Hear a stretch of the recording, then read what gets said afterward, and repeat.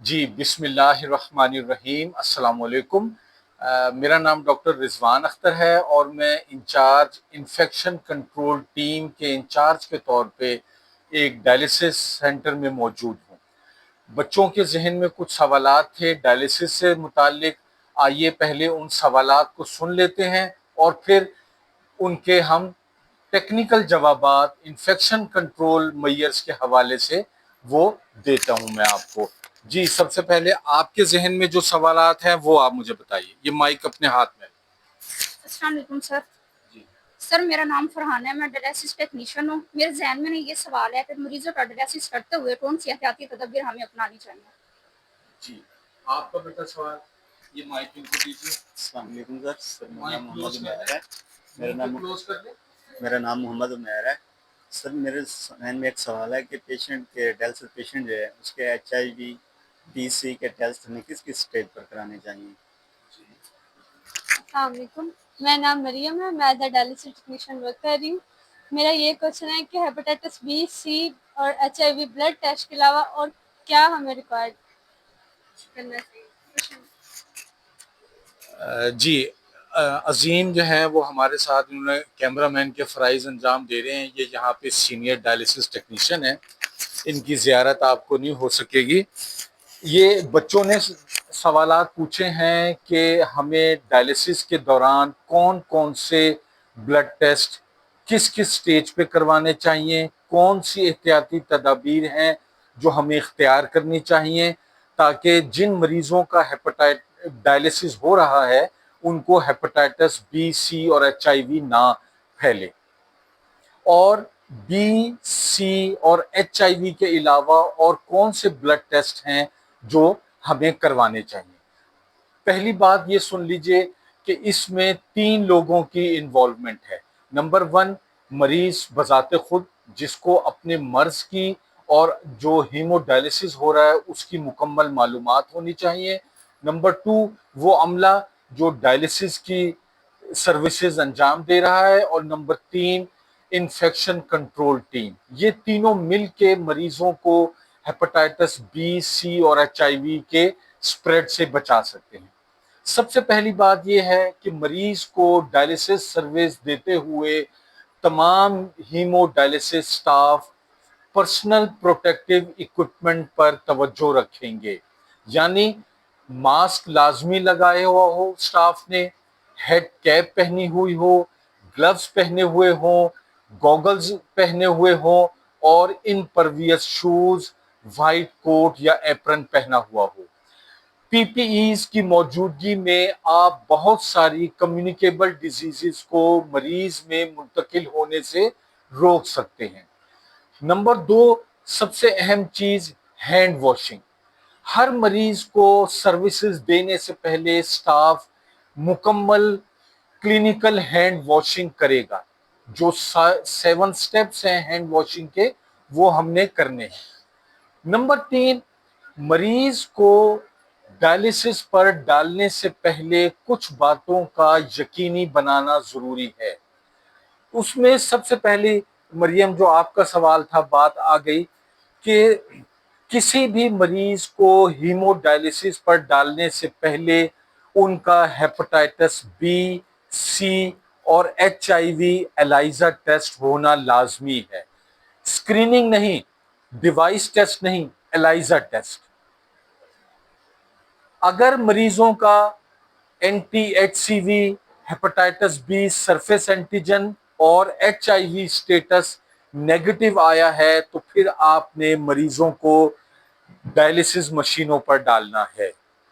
یہ ٹیسٹ ہم اس لیے کرواتے ہیں کہ ہم نے، جیسا کہ آپ دیکھ سکتے ہیں، ہیپاٹائٹس بی سی اور HIV پازیٹیو اور نیگیٹو کیسز کے لیے الگ الگ مشینیں مختص کی ہوئی ہیں۔ جی کنٹینیو کرتے ہیں اپنی ڈسکشن کو۔ میں ڈائلیسس یونٹ سے اپنے آفس میں آ گیا ہوں، وہاں ظاہر ہے مریضوں کی پرائیویسی ڈسٹرب ہو رہی تھی۔ ہم بات کر رہے تھے کہ کون کون سی احتیاطی تدابیر ہیں جو hepatitis B C HIV test کروانے کے علاوہ ہم نے ڈائلیسس کے مریضوں کے ساتھ اختیار کرنی ہے۔ سب سے پہلے تو infection prevention and control measures, جس میں سب سے پہلے میں نے آپ کو بتایا کہ پی پی ایز کا استعمال ہے، ہینڈ واشنگ ہے، نمبر 3 انوائرمنٹل کلیننگ ہے۔ انوائرمنٹل کلیننگ بہت زیادہ امپورٹنٹ ہے، مریض کے سائڈ ٹیبلز ہیں، مریض کا لینن ہے، بیڈ شیٹ ہے، اور شارپس، جو چیزیں شارپس کی آئی وی لائنز ہیں جو مریض پہ استعمال ہو رہی ہیں وہ اسٹرلائزڈ ہو، وہ نیو ہو، یوزڈ نہ ہو، اور ان کو جو ڈیڈیکیٹڈ باکسز ہیں ان میں پھینکا جائے استعمال کے بعد۔